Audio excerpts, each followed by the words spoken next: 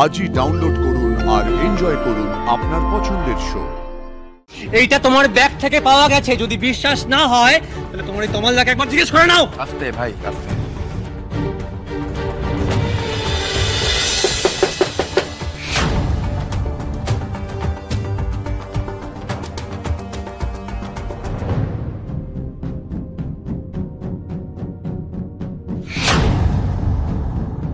মা, আপনি ভেতরে আসতে পারি? আসুন না, আমাদের বাড়ির দরজা সবসময় সবার জন্যই খোলা থাকে, এটা তো রাজবাড়ি নয়। প্লিজ আসুন। বসবেন? বসার জন্য তো আসিনি, আমি শুধু জানতে এসেছি যে ফুলকি বড় রানীমাকে এভাবে কেন আঘাত দিল।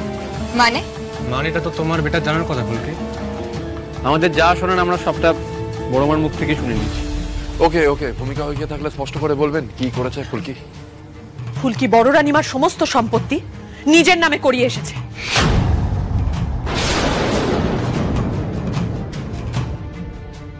আচ্ছা, কখন করালে? ও তো সকাল থেকে আমার সঙ্গেই ছিল। তাহলে তো বলতে হয় তুমিও এটার সাথে জড়িত আছো রোহিত।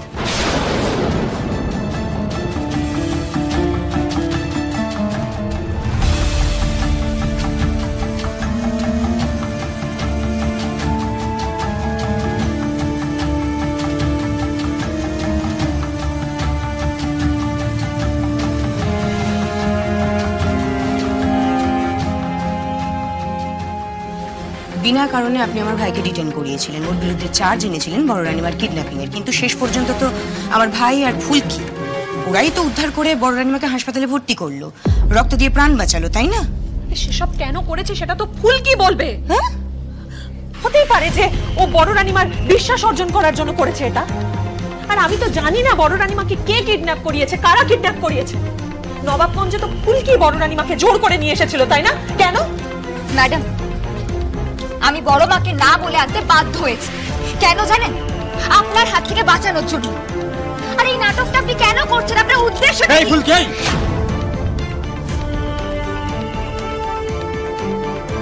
আমার মায়ের সঙ্গে একদমই শুনে কথা বলবে না। হ্যাঁ বুঝছো মা, বড় মা তোমাকে যা যা বলেছে বাড়িতে তুমি সবটাই এখানে বলছো, তাই তো?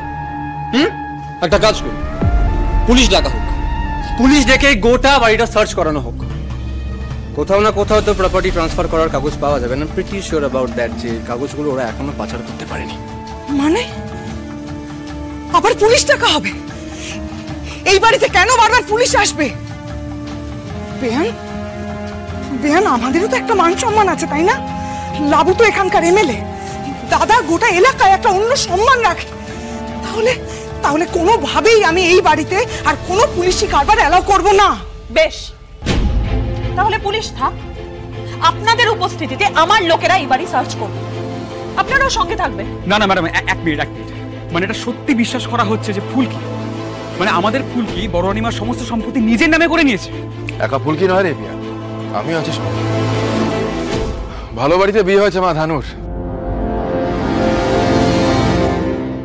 রাজবাড়ি বলে কথা। রাজবাড়ি না, তাই কথায় কথায় বাড়ি বয়ে অভিযোগ করতে চলে আসে যেন সব মান ইজ্জত ওনাদেরই আছে, না আমরা তো সব ফেল না, তাই না? আচ্ছা, আপনারা যে নির্দোষ সেটা প্রমাণ হতে দিন না।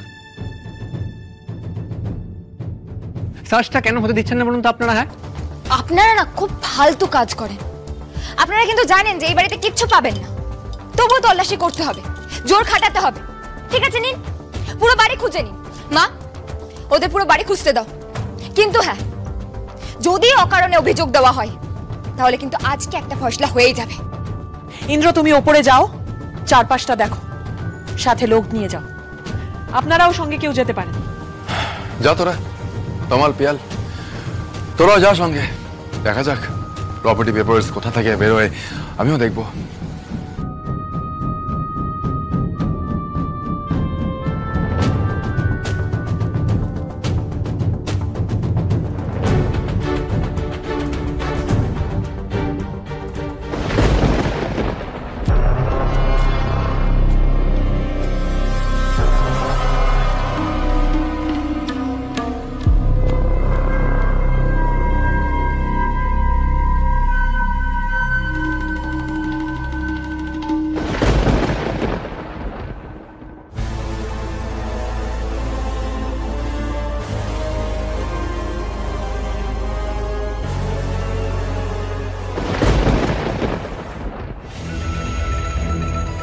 নিন দেখে নিন। এদিকে বসো, দেখো যাও, তুমি এদিকে দেখো, ভালো করে দেখবেন। খোঁজো খোঁজো। আরে দাদা খুঁজুন, একটু সাবধানে খুঁজুন।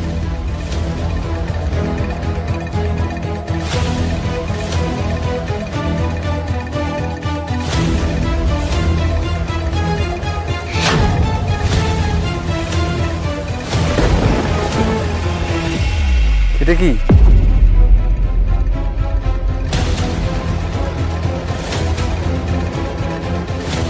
এই তো, এটাই তো প্রপার্টি ট্রান্সফার করার কাগজ।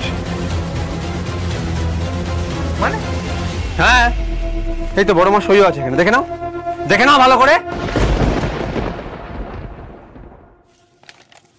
তাহলে চল চল চল।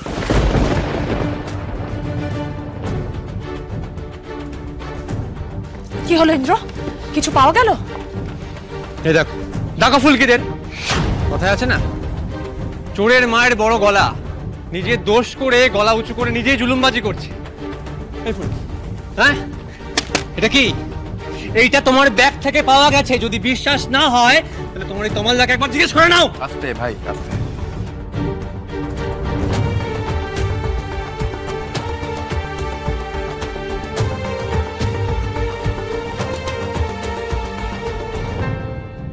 এটা ফুলকির ব্যাগে ছিল তমাল?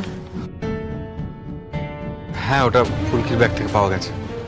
এই ফুলকি, তোমার কাছে কি এসবের কোনো লজিক আছে? আমি তো কিছু কিছু ব্যাস, আর সাফাই দিতে এসো না ফুলকি। এবার প্রমাণ হয়ে গেল তো যে আমি সত্যি কথা বলছিলাম। তবে তুমি খুব বোকা মেয়ে, জানো তো ফুলকি। এই যে তুমি প্ল্যান করে সবটা সাজালে, কি লাভ হলো? সব জলে চলে গেল। বড় রানীমার বাপের বাড়ির যে 500 একর জমি আছে সেটা হস্তান্তর করা যাবে না, যাকে বলে নন ট্রান্সফারেবল। বড় রানীমার পরে পুরো জমিটাই ট্রাস্টের হাতে চলে যাবে।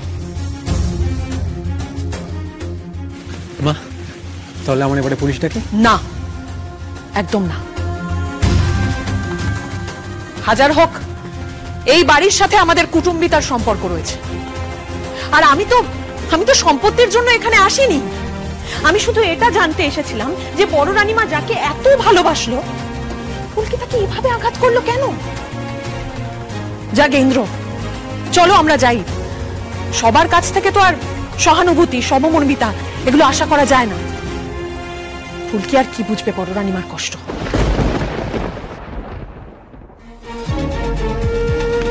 বেয়ান, চললাম।